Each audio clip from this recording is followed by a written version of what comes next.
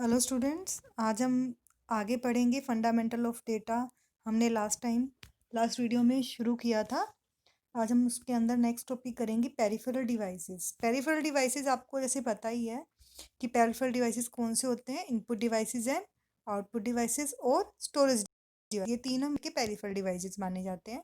सबसे पहले हम पढ़ेंगे इनपुट डिवाइसेस के बारे में।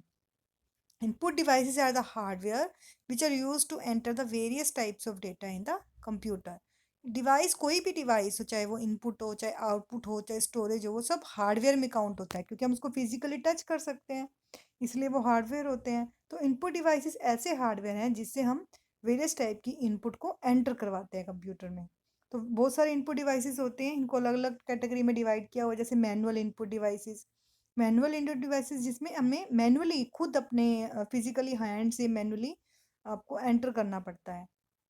जैसे एग्जांपल है मैनुअल इनपुट डिवाइस के कीबोर्ड, न्यूमेरिक कीपैड, ठीक है, पॉइंटिंग डिवाइस। तो ये सारे हमारे मैनुअल हैं। सबसे पहले कीबोर्ड के बारे में पढ़ेंगे हम। Keyboard is the most commonly use input device, सबसे ज़्यादा यूज होने वाला इनपुट डिवाइस है क्योंकि सारे इसके अंदर जितने भी कंप्यूटर सिस्टम की इतनी इंपॉर्टेंट चीज़ होती हैं इसके अंदर आती हैं। हम टेक्स्ट एंटर करते हैं, नंबर एंटर करते हैं, स्पेशल सिंबल होते हैं जैसे @ डॉलर साइन है, इनका साइन, ये सारे हमारे कीबोर्ड से हम करते हैं टाइप। और कोई भी पर्टिकुलर की है, सब कीबोर्ड से टाइप होती है। तो it is connected to the computer on serial port. ये देखो, जो कोई भी हमारा डिवाइस है वो पोर्ट से अटैच होता है। सीपीयू के पीछे हमारे पोर्ट लगे होते हैं, सीपीयू का जो कैबिनेट होता है उसके पीछे पोर्ट्स लगे होते हैं। उन पोर्ट्स में हम इन डिवाइस को कनेक्ट करते हैं। तो ये सीरियल पोर्ट में डिवाइड कनेक्ट होता है। जो मॉडर्न कीबोर्ड होता है उसका यूएसबी पोर्ट होता है। यूएसबी पोर्ट स्टूडेंट्स आप लोगों ने देखा होगा आजकल, जो पेन ड्राइव होती है, पेन ड्राइव का आगे से कैसे होता है फेस, वो यूएसबी पोर्ट माना जाता है। ये जो आजकल आप चार्जर यूज़ करते हैं वो भी यूएसबी पोर्ट होता है उनके आगे। जो आप मोबाइल फ़ोन वगैरह चार्ज करने के लिए यूज़ करते हैं वो भी यूएसबी पोर्ट होता है। तो कि आजकल जो कीबोर्ड्स आ रहे हैं वो यूएसबी पोर्ट के थ्रू कनेक्ट होते हैं। नेक्स्ट स्टेप देखो, अलग अलग कीबोर्ड है कंप्यूटर सिस्टम में। जैसे न्यूमेरिक कीबोर्ड है। Numeric keyboard keypad is use to enter the number into the computer system. जो न्यूमेरिक कीपैड होता है उसमें सिर्फ आप नंबर एंटर कर सकते हैं। जैसे कोई पिन आपको करनी है, पासवर्ड में कोई एंटर पिन करनी है, कोई आइडेंटिफिकेशन पिन है वो एंटर करनी है, एटीएम में जैसे आप पिन एंटर करते हो, तो वो सिर्फ न्यूमेरिक कीपैड होता है। तो it is useful in large scale numeric data entry, सिर्फ न्यूमेरिक डेटा एंट्री के लिए यूज़ किया जाता है इसको।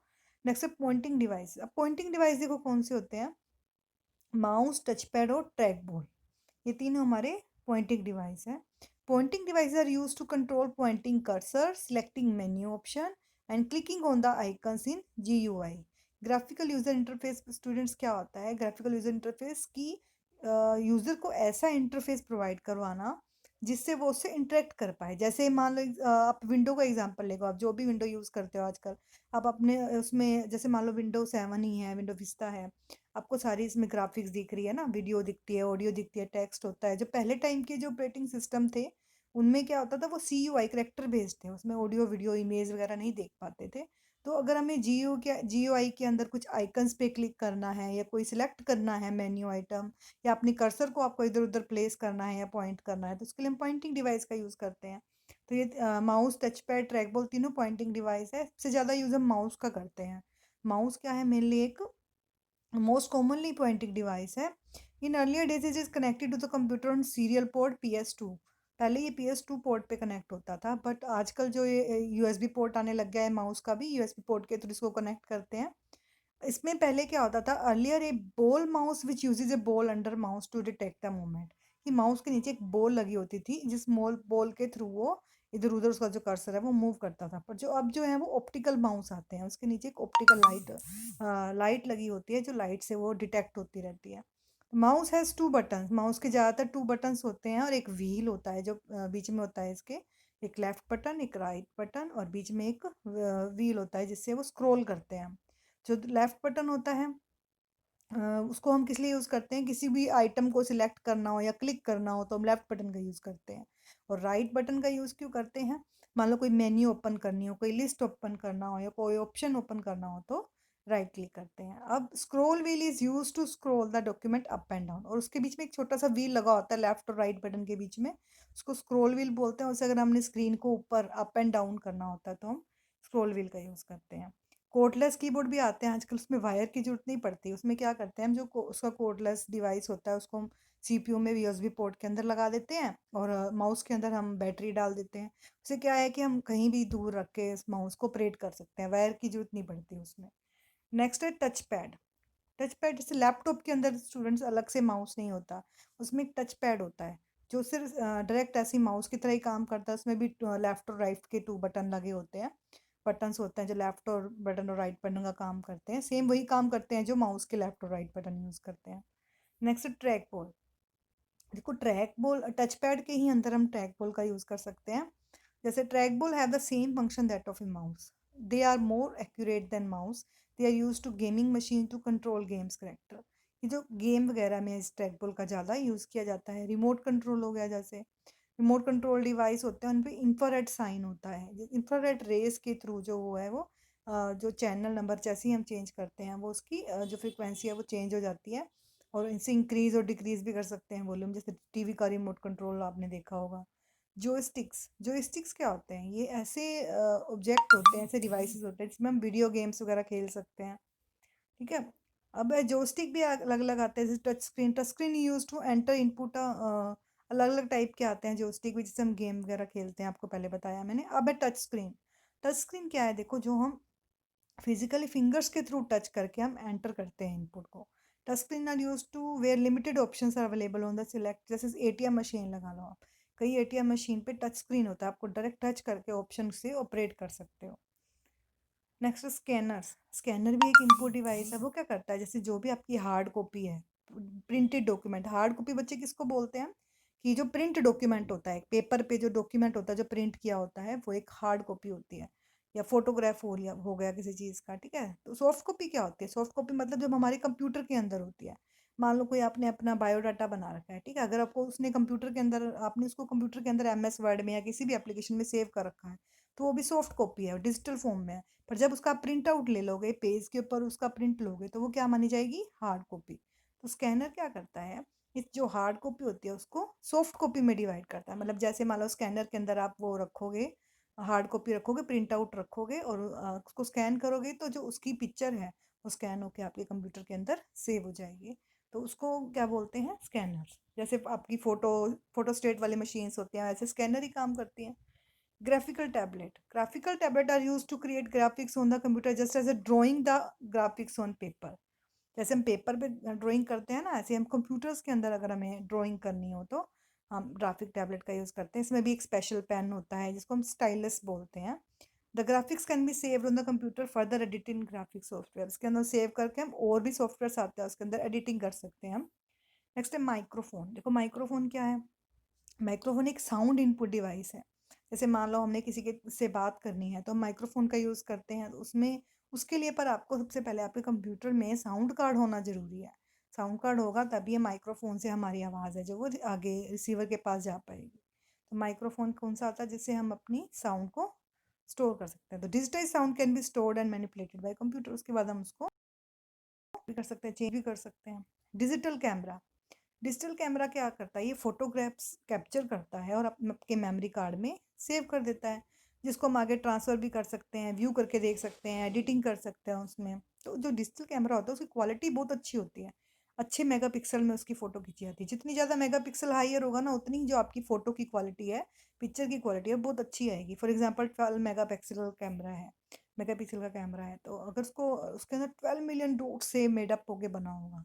लेकिन जो मॉडर्न डिजिटल कैमरा है उसकी और भी ज़्यादा अच्छी कैप्चरिंग होती है, वीडियो साउंड अच्छे से रिकॉर्ड करता है वो। ठीक है।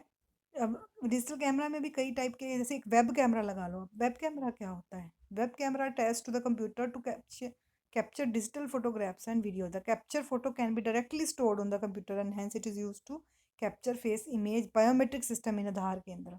देखो जैसे वेब कैमरा लगा के चलें कि वो डायरेक्ट कैप्चर करता है आपकी फ़ोटो को और स्टोर कर देता है कंप्यूटर में, जैसे आधार केंद्र होते हैं, इसमें वेब कैमरा होता है, वो लैपटॉप पे लगा होता है, उसमें उसके थ्रू आप कन्वर्सेशन में स्काइप एप्लीकेशन के थ्रू जैसे आप बात करते हो, स्काइप एप्लीकेशन ले लो, स्काइप ऐप यूज़ करते हो आप, उसमें वेब कैमरा के थ्रू अब आपकी जो वीडियो है, आपका फेस है, वो दूसरा रिसीवर एट ए टाइम देख पाता है।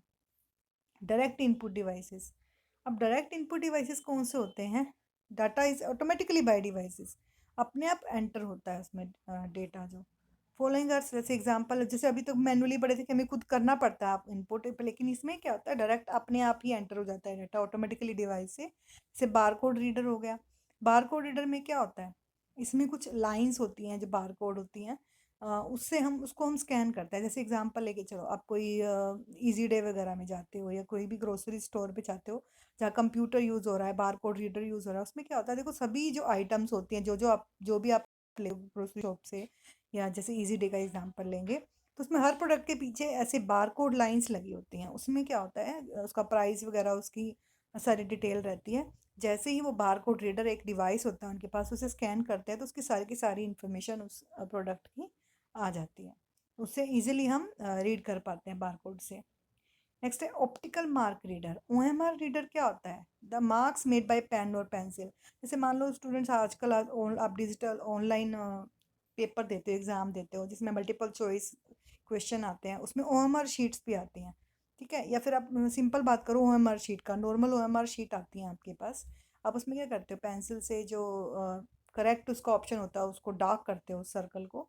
ठीक है, तो जब कंप्यूटर में उसको वो चेक कैसे करता है, तो उसके लिए एक ऑप्टिकल मार्क रीडर एक डिवाइस होता है जो उस ओएमआर शीट को रीड करता है कि जहाँ वो डार्क होता है तो लाइट रिफ्लेक्ट होके वहाँ पे उसको सेव कर लेते हैं कि कौन से वाला ऑप्शन है जो उसने सही प्रेस किया, सही फिल किया है। ठीक है, तो रीडर इसमें कैसे काम करता है देखो, ओएमआर शाइन से लाइट ऑन द फॉर्म।